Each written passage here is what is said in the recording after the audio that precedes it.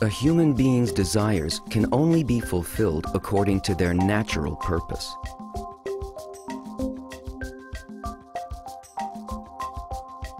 An individual has physical desires and social desires.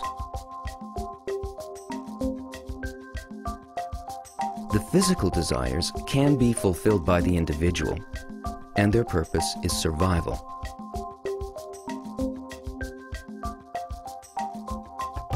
While social desires can only be fulfilled by others. Their purpose is the survival of the society. When an individual uses their social desires selfishly, it leads to a never-ending pursuit of more. On the global level, this produces social, economic, and political imbalance. One can choose to fulfill their social desires in two ways, for themselves or for the whole.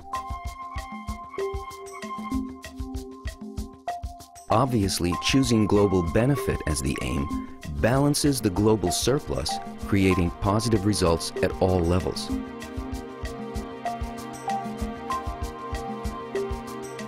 This is the law of necessity and surplus.